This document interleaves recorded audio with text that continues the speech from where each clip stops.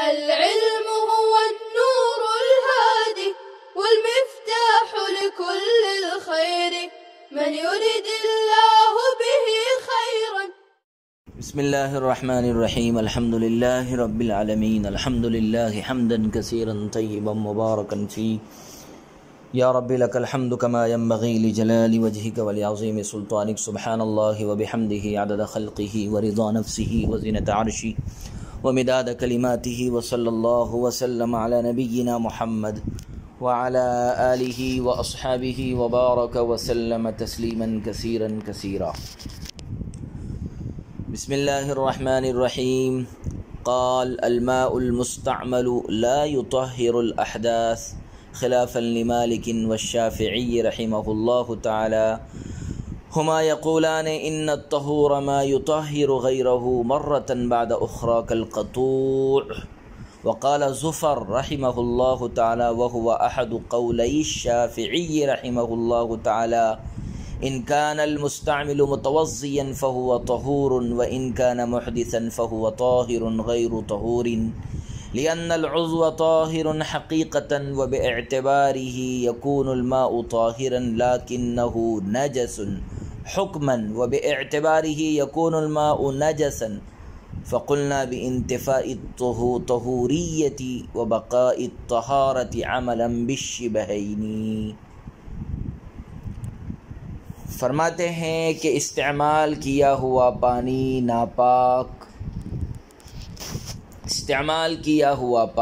ناپاکیوں کو پاک نہیں کرتا.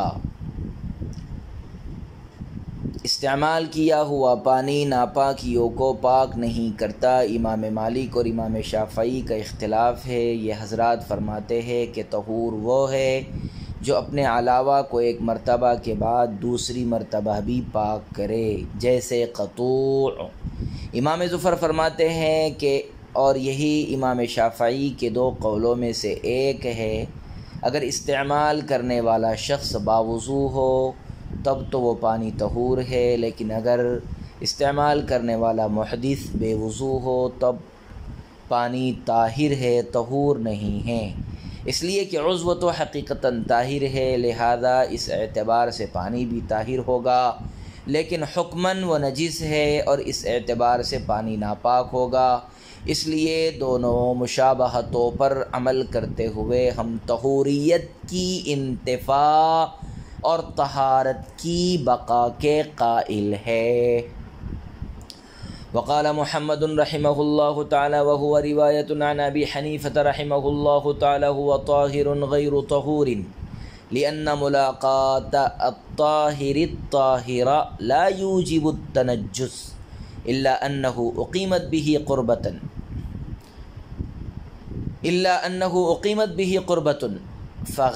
فتغيرت به صفته كمال الصدقة. وقال ابو حنیفة وابو یوسف رحمه الله تعالى هو نجس لقوله عليه السلام: لا يبولن أحدكم في الماء الدائم ولا يغتسلن فيه من الجنابة، ولأنه ماء أزيلت به النجاسة الحكمية فيعتبر بماء أزيلت به النجاسة الحقيقية. ثم في رواية الحسن عن أبي حنيفة أنه نجس نجاسة غليظة اعتبارا بالماء المستعمل في النجاسة الحقيقية. وفي رواية أبي يوسف عنه وهو قوله نجاسة خفيفة لمكان الاختلاف.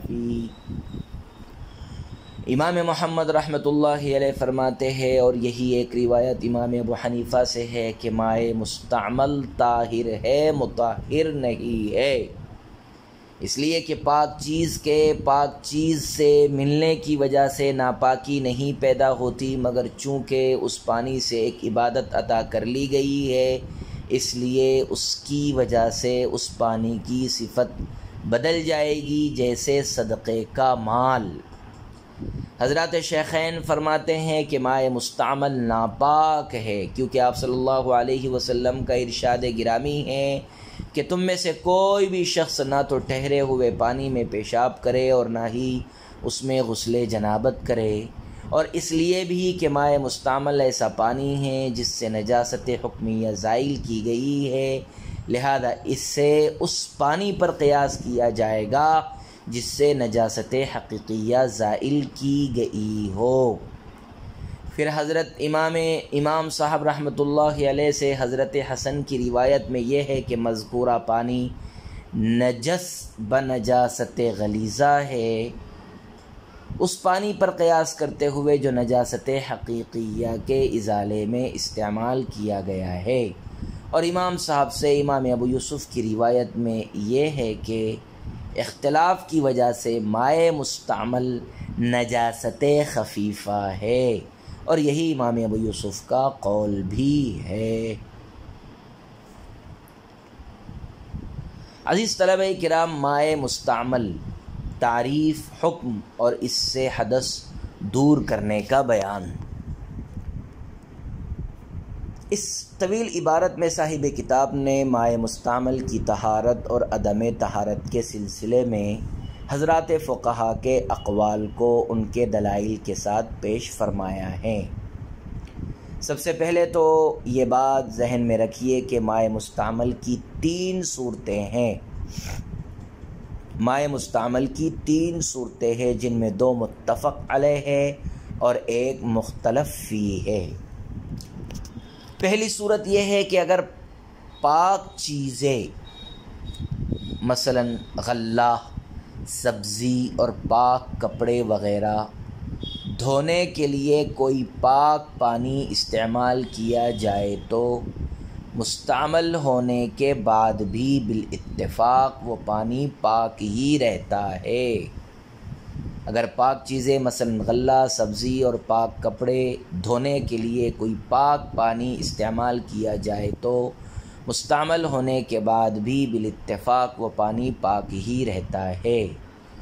دوسری صورت یہ ہے کہ اگر پانی سے نجاست حقیقیہ زائل کی گئی تو بالاتفاق وہ پانی ناپاک ہو جاتا ہے۔ اگر پانی سے نجاست حقیقیہ زائل کی گئی تو بالاتفاق وہ پانی ناپاک ہو جاتا ہے۔ یہ دونوں صورتیں تو متفق علیہ ہے۔ تیسری صورت جو مختلف فی ہے وہ یہ ہے کہ اگر پاک پانی سے نجاست حکمی زائل کی گئی، پاک پانی سے اگر نجاست حکمی زائل کی گئی یا قربت اور ثواب کی نیت سے اس پاک پانی کو استعمال کیا گیا تو اس کا کیا حکم ہے؟ اس سلسلے میں حضرات فقہائے کرام کے مختلف اقوال ہیں۔ چنانچہ امام مالک اور امام شافعی رحمۃ اللہ علیہ کے یہاں یہ پانی طاہر بھی ہے اور مطہر بھی ہے، یعنی خود تو پاک ہے ہی، ساتھ میں دوسرے کو پاک کرنے کا اہل بھی ہے۔ امام ظفر رحمۃ اللہ علیہ کے یہاں اس سلسلے میں تفصیل ہے، اور وہ یہ ہے کہ مائع مستعمل کے طاہر اور مطہر ہونے کا انحصار استعمال کنندہ پر ہے۔ اگر استعمال کرنے والا شخص باوضو ہے اور اس نے قربت اور ثواب کی نیت سے دوبارہ وضو کیا تو اس کے وضو میں استعمال ہونے والا پانی طاہر اور مطہر دونوں اوصاف، دونوں وصف کا حامل ہوگا، دونوں وصف کا حامل ہے، پاک بھی ہے، پاک کرنے والا بھی۔ لیکن اگر استعمال کرنے والا شخص محدث اور بے وضو ہو تو اس صورت میں یہ پانی صرف طاہر ہوگا، مطہر نہیں ہوگا۔ یہ امام ظفر کا قول ہے۔ امام شافعی کا بھی یہی ایک قول ہے۔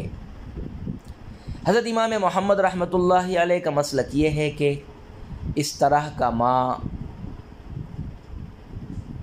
کا مائع مستعمل صرف طاہر ہے، مطہر نہیں ہے، خواہ استعمال کرنے والا باوضو ہو یا بے وضو ہو۔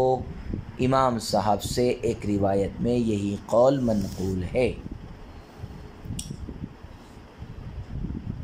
یہ تیسرا قول تھا۔ پہلا قول امام شافعی اور امام مالک، دوسرا قول امام ظفر کا، اور تیسرا قول امام محمد رحمۃ اللہ علیہ کا۔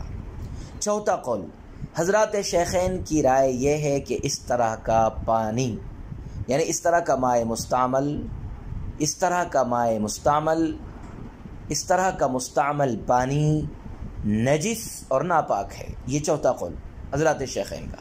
اس طرح کا مستعمل پانی نجس اور ناپاک ہے، خواہ نجاست حقیقی کے ازالے کی خاطر استعمال کیا جائے یا نجاست حکمی کے ازالے کی خاطر استعمال کیا جائے، یعنی اس پانی سے نجاست حقیقیہ کو دور کیا جائے یا نجاست حکمیہ کو، حدث کو دور کیا جائے، باہر دو صورت پانی ناپاک اور نجس ہے۔ امام مالک اور امام شافعی مائع مستعمل کے طاہر اور مطہر دونوں ہونے پر قرآن کریم کی اس آیت سے استدلال کرتے ہیں، وَأَنزَلْنَا مِنَ السَّمَاءِ مَاءً طَهُورًا، اور استدلال کی علت یہ بیان کرتے ہیں کہ اللہ تعالیٰ نے مائع مطلق کے لیے طہور کا صیغہ استعمال کیا ہے، اور طہور یہ فعول کے وزن پر مبالغہ کا صیغہ ہے، جس کے معنی ہے بار بار پاک کرنا، جیسے قطع فعول کے وزن پر مبالغہ کا صیغہ ہے اور اس کے معنی یہی ہے، یعنی بار بار کاٹنا۔ الحاصل طہور میں تکرار ہے، اس لیے اس سے متعلق شے کے حکم میں بھی تکرار ہوگا، اور یہ تکرار اسی وقت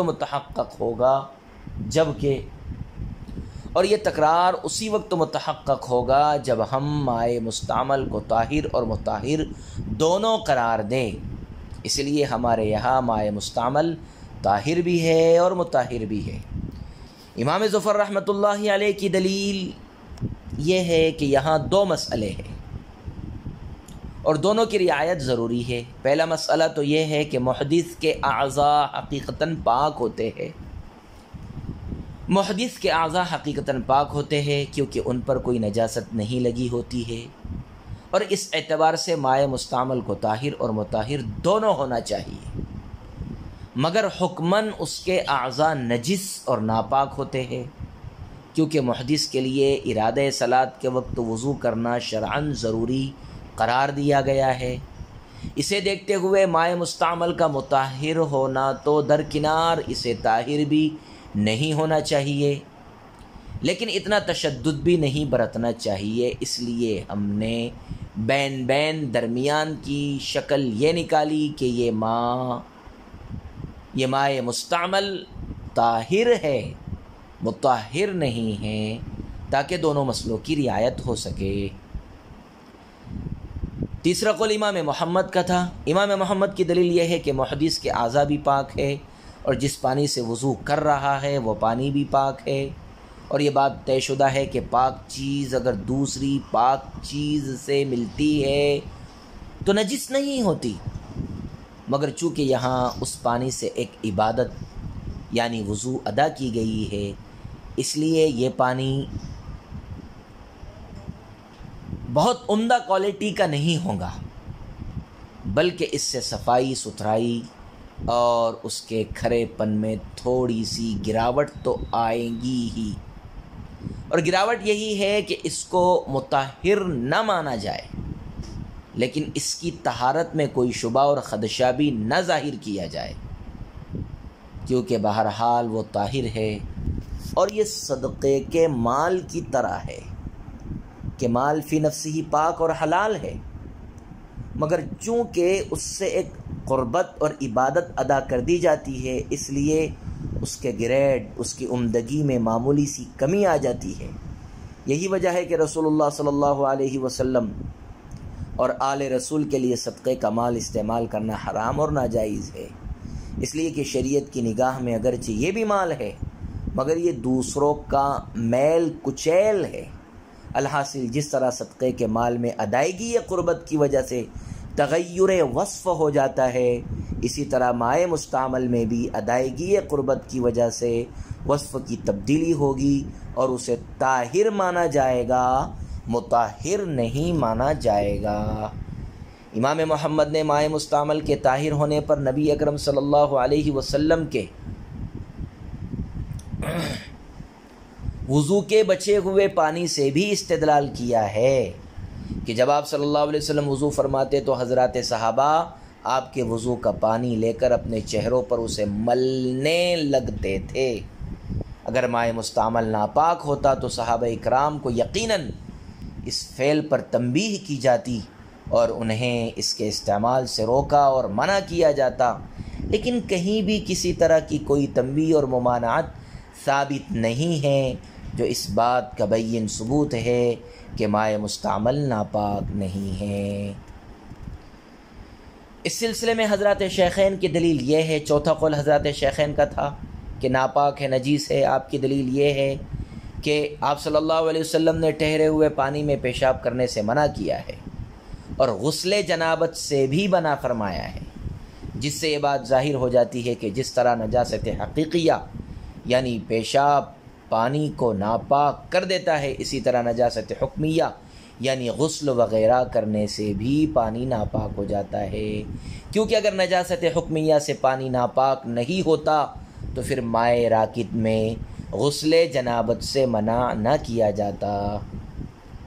عقلی دلیل یہ ہے کہ جب کسی شخص نے وضو کیا تو گویا اس نے نجاست حکمیہ کے ازالے کے لیے پانی کو استعمال کیا ہے، لہذا اسے اس پانی پر قیاس کیا جائے گا جو نجاست حقیقیہ دور کرنے کے لیے استعمال کیا گیا ہو، اور یہ بات طے ہے کہ اگر نجاست حقیقیہ دور کرنے کے لیے پانی استعمال کیا جائے تو وہ نجس ہو جاتا ہے، لہذا نجاست حکمیہ کو دور کرنے کے لیے جو پانی استعمال کیا جائے گا وہ بھی نجس ہوگا۔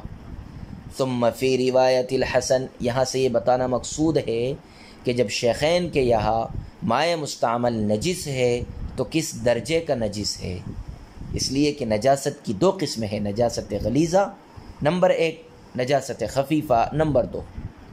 اس سلسلے میں امام صاحب سے حسن ابن زیاد کی روایت یہ منقول ہے کہ یہ پانی نجاست غلیظہ والی نجاست میں داخل ہے اور اسے اس پانی پر قیاس کیا گیا ہے جو نجاست حقیقیہ زائل کرنے کے لیے استعمال کیا جاتا ہے۔ چونکہ نجاست حقیقیہ کے ازالے میں استعمال شدہ پانی نجس بنجاست غلیظہ ہوتا ہے، اس لیے نجاست حکمیہ کے استعمال میں نجاست حکمیہ کے ازالے میں استعمال شدہ پانی بھی نجس بنجاست غلیظہ ہوگا۔ چونکہ نجاست حقیقیہ کے ازالے میں استعمال شدہ پانی نجس بنجاست غلیظہ ہوتا ہے، اس لیے نجاست حکمیہ کے ازالے میں استعمال شدہ پانی بھی نجس بنجاست غلیظہ ہوگا۔ اور امام صاحب سے دوسری روایت جسے امام ابو یوسف نے بیان کی ہے یہ ہے کہ یہ مائع مستعمل نجس بنجاست خفیفہ ہے، نجس بنجاست خفیفہ ہے، کیونکہ اس کی نجاست اور عدم نجاست کے سلسلے میں فقہائے کرام نے زبردست معرکہ آرائی کی ہے، اور یہ مسلم امر ہے کہ اختلاف سے تخفیف آ جاتی ہے، اس لیے اس پانی کو نجاست خفیفہ والی فہرست میں شامل کیا جائے گا۔ مائع مستعمل کی تعریف کے حوالے سے راجح ترین قول مائع مستعمل کی نجاست اور اس کی طہارت کے حوالے سے جتنے بھی اقوال نقل کیے گئے ہیں ان میں سب سے عمدہ اور پسندیدہ قول حضرت امام محمد کا ہے، اور انہی کا استدلال بھی سب سے قوی ہے، اور عموم بلوا کی وجہ سے اس زمانے میں فتویٰ بھی حضرت امام محمد رحمۃ اللہ علیہ کے قول پر ہے کہ مائع مستعمل طاہر تو ہے لیکن مطہر نہیں ہے۔ صلی اللہ وسلم علی نبینا محمد وعلی آلہ واصحابہ وبارک وسلم تسلیما کثیرا کثیرا۔ السلام علیکم ورحمۃ اللہ وبرکاتہ۔ السلام عليكم، لا تنسوا الاعجاب بالفيديو والاشتراك في القناة تشجيعا لنا لنستمر بنشر المزيد إن شاء الله.